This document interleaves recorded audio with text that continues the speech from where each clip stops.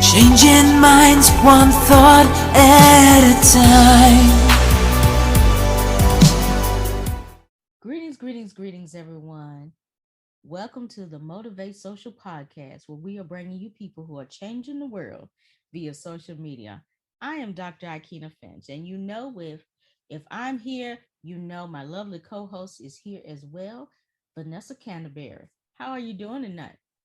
I am doing great. How are you doing? I am fabulous. Yes, yes. So, I'm not gonna keep the people waiting. I gotta unleash the mightiness that's getting ready to be on this call, right? So we're getting ready to have Dr. Onika Shirley, and her business is called Action Speaks Volumes, right? But you know what really touched me about this individual is that she has a mission to help serve others. And she's going to tell you more about this. And she was telling me about, serving the how she does soup kitchen and all these other things. I was like, my goodness. In the process of being an entrepreneur, being an author, being a speaker, uh, songstress, all of these things. And so I said, I know she's changing the world, and I can't wait for y'all to hear how she's doing it. So, Dr. Onika Shirley, are you on the line? Yes, I am on the line. Super excited to be here.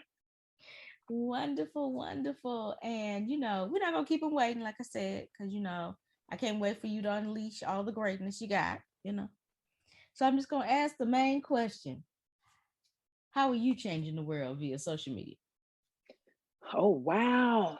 That's a great question. How am I changing the world via social media? So, the short, long version of how I am changing the world via social media is I do daily words of inspiration. I do daily words of motivation, but not only changing the world by words, but I change the world by my action. Through social media, I have been able to connect with some amazing individuals in many different countries. Through social media, I was able to start a orphanage home in India. Through social media, I was able to start two sewing centers in Pakistan, as well as feeding centers in the slumps. And it has been an amazing experience because social media has allowed me and afforded me the opportunity to make an impact in countries that I have never seen. It has given me the opportunity to make an impact in lives that I've never met.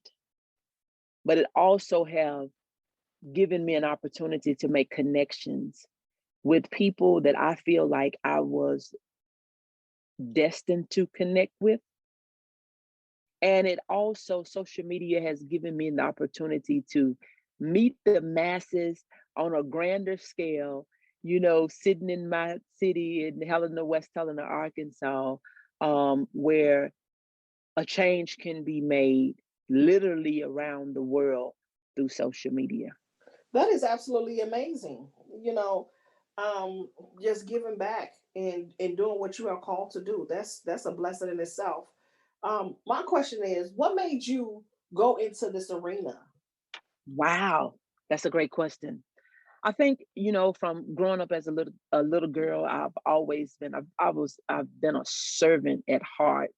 And I know that what we make happen for others, that God will make happen for us. But one thing that keeps me up and makes me sad, that just really hurts my heart, is to see somebody else suffering, to see somebody else going through. And I think, having that weight in my heart, um, to say that I just want to help. I want to help wherever I can help. And I have a thing that, may not be able to do everything, but I can do something. And when I have the attitude that I can do something, it not only started with social media or ended on social media or a combination of, but being a foster parent for the state of Arkansas for more than 14 years, but also being an adoptive parent for the state of Arkansas. twins that I adopted after having them for a couple of years, got them at 7. They'll be 20 years old this year.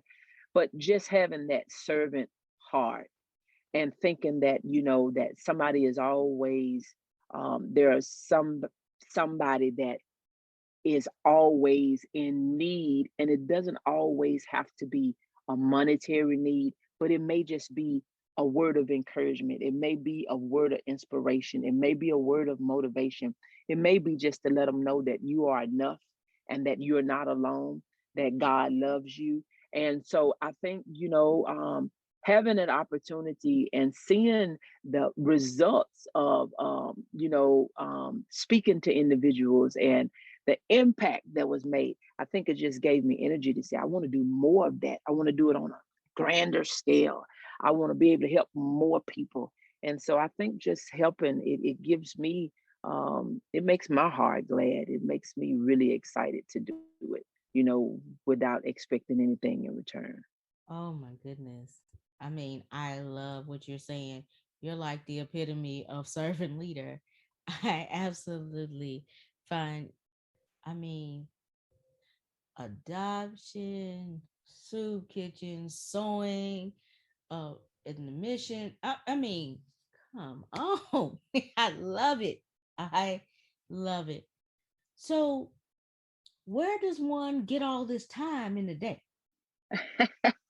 That's a great question. I am a time person.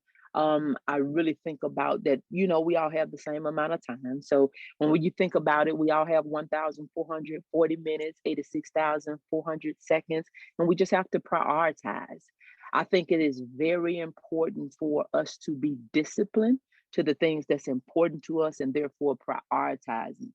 There are a lot of things that one may want to do, but it may not be priority to do it now. Not to say that you won't do it. And so for me, I spend time doing the thing that I know that need to be done, doing the thing that I'm passionate about, doing the things that is in line with my purpose. And so there are some things that I just don't do. There are a lot of things, and I don't call it a sacrifice. Sometimes people feel like there's a sacrifice in time if I can't do this and I can't do that. But the way I look at it is I get to do the thing that I love with the time that I have, and I make a good return on the investment that God give me every day. And so I'm very disciplined with my time. And so the things that I think it's important to have a plan. And when you know exactly what that plan looked like, and for me, I see it twice. The first plan I have is in my mind, is in my vision, is in my being, is in my knowing. And so even when I have a lot of things to do, and I'm about to just get all emotional, when I have a lot of things to do, I do the whole thing in my mind first the day before, and I'm able to get it all done without feeling overwhelmed. And so it's always good to plan the day before, the night before, plan the day before, the night before. I'm gonna say that again. Plan in advance for the things that you have to do, and you will find the time to get everything done that need to be done. I think for a lot of times, we act like it's a surprise on the things that we know we have to do, and so a lot of people find themselves procrastinating, and sometimes what I call it, they're procrastinating. They planning and planning and planning to do the thing, but you find the time to do the things that is important, that you plan for, and that you expect to get done. And that's just how I do it, and it works for me. That's absolutely amazing. Now I know, we don't get to this point of purpose without having a story behind. What is that story behind the woman with the business name that's powerful? What's that story? What's that pain? What that caused you to get to this purpose level? Well, what's that about? Talk to us. My God, that's a great question. I think early in life, I went through a lot in life. And just to kind of give a timeline really quick, for me, I experienced a lot early in life. So 9 years old, father passed away, third grade, fourth grade, 10 years old, was molested by a school teacher. By the time I was 15 years old, I was pregnant, 16 years old, first child in my own home, 19 years old, in two life changing accidents. So before I was 20, I had already experienced some major experiences in life. And so I knew that for me, that I didn't have time to waste. At the age of 19, I had a 3-year-old daughter. Car wrecks was really bad. The result of 26 hours of surgery, a year on crutches, knocked out front teeth, lost femur, crushed knee, broken toes, and I had a long time of recovery ahead of me. So I had to be very disciplined, not only with my time, but with my mind, because, at the age of 19, senior in high school, I could have had a battle on the inside from the physical scars, from the physical pain, and from the things that I didn't get to do or that I chose not to do at that time. We wait for high school graduation. I did not attend. I did not go to my school prom. But one thing that I did not do was have pity for myself. I said, you know what? You don't have permission to give yourself excuses. You pick yourself up from where you are and you work with what you have. And so having that mindset at the age of 19, knowing that it was not just about me, but I still had a 3-year-old daughter to take care of. And so my drive, my determination, my ambition, my aspiration was that it was not about me, that I still had my daughter and that I still had purpose, that I did not die because I still had something to do. And so my motto today is I lived because I didn't die. There was still some things for me to do after those two car wrecks. And I appreciate the time that God has given me. I appreciate the time that He gave me. And I said, it won't be wasteful. It will not be wasteful, that I will give Him a return on His investment. And, when we even doing natural investments, we want to make sure we get the biggest bang for our buck. We don't want just a 1% return when we can get a 10% return. And so I want to make the best use of the time that I have left, that I've been blessed with. And so I think early on, experiencing all the things that I did, as a teenager, is it kind of, it was the foundation for the person that I am today. I think my life honestly would have been very different if I had not had those car wrecks. But I think with those car wrecks, it kind of pivoted me to be in a different direction.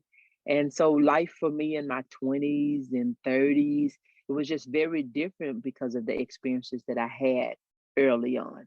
Um, this is why I say to people time and time again, we could talk about our now. People want to get to the now, but what's the backstory? The backstory is what people appreciate. And so with you sharing the backstory, people run away from that backstory because somebody right now is feeling as if they was a teen mom. I was too. I had my first child. I was 16. I've been through so many things in my life, but Right. we be willing to be able to share our backstory so people can understand that I am you and you are me, and we can relate to this thing here because we all go through something. But what are we going to do with it? And I'm glad that you took the pain that you went through in your backstory to be able to get you to a place of not giving up, to get you to a place to continue to be a servant leader, to be able to get to a place to be able to answer the calling that God has called on your life. So that alone, I commend you. Wow. Dr. Finch, come on in here and let's bless this lady here. Amen. Oh, so Dr. Shirley, you have told us all the things that you went through. And I'm sure that you have told your story many times. Who do you believe truly feels your story the most? Where do you think that you get the most impact? Because I know that you are a servant leader, and that's important. So, who do you believe gets the most impact from this story? I think people just like me. People just like me today, just like me when I was 19, just like me when I was in my 20s, just like me when I was in my 30s. And what I mean, just like me, it may not be the same thing, but I think individuals that has had to overcome something, individuals that say, I can resonate. When individuals understand, when individuals understand that, even in speaking, that I'm ordinary, I'm extraordinary, but I also have a big why. I impact those that has experienced some things in their lives, some things that they have overcome, some things they still have some overcoming to do, some things that they feel like, if I just knew the way. And so those that hear me speak and say that, a lot of times I've heard it like this, where, I've went through some things, but when I hear your story, I ask myself, what am I complaining about? Why is it that I feel like I can't go on when I hear your story? So there are individuals that they get stuck. They get stuck in that moment of the thing that happened. But as they hear that it is possible, that they could be optimistic and hopeful to know that I don't have to stay here, that it's really, and I know, some say that it's easier said than done, but it's a choice that we have to consciously make and then work on the choice that we make. Because it cannot be easy, but then it can be easy, but it's the route that we decide to take. So I have been most impactful with with women as well as men, but women from the ages of 33 to about 58. That's kind of been my center of women, but I've had impact on others because sometimes they feel like I didn't go through that, but I went through something and I didn't stay stuck. I didn't have to stay in that place because I see what's possible. I see what's possible through your story. I see what's possible through your words. And a lot of times, when people don't have their own belief, I tell them, borrow mine until you get yours. Because I'm a woman that have stupid, crazy, ridiculous faith. And I know that we all have a measure of faith because we was given a measure of faith and it was free. But those that are most impactful are women that is or was just like me, just going through some stuff. Oh, wow. I love that. And you just make it sound so simple. It's just the people that's been going through some stuff. And I can appreciate that. So, Dr. Shirley, as we get ready to close, I would love for you to give our listeners some more motivation, inspiration, off the cuff from the heart. Amen. So I would like to share a quote. One quote I love, Charles Swindoll quote. It says that life is 10% of what happens to you and the 90% of how you respond. And when I think about that ratio of 10% and 90%, I tell myself that I have more control over the situation that has happened. But another thing that I like to live by is the law of polarity, that there's always an equal opposite of everything, and it all exists at the same time. So when things bad are happening, I know that on the other side of the spectrum that there is good. And so I pull from that. Ask the question, what is the good in this? And a lot of times when we're going through, we can't find any good. When you're crying, when you're hurting, when you're going through, you figure there's no good in this. But as I said, when I was saying that without those courage, my life probably would have been a different direction. But you have to ask, I tell people, take the lesson and leave the pain. Ask yourself, what is it that I can learn out of this thing that I've experienced? Because, see, sometimes we can learn if it's nothing but don't go to that place anymore. We learn that lesson.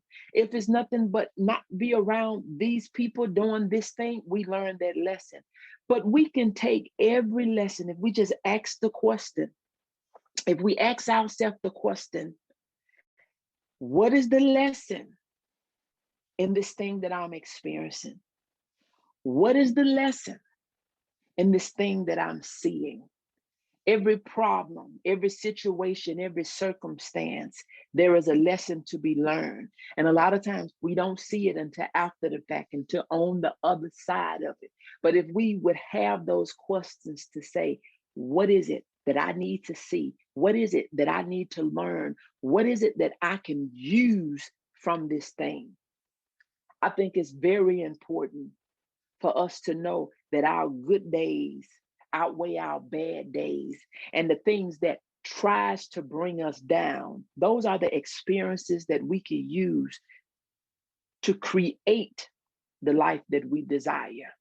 Now we have an experience. Now we have learned a lesson. Now we know how to go and approach a situation, because now we have something that we didn't have at first. We got grit, we got grind, we got a little bit more understanding about it. We have a little bit more wisdom, more knowledge, more understanding. So when we're able to go in with a better understanding than we did before, we're able to impact the outcome that we have in this time.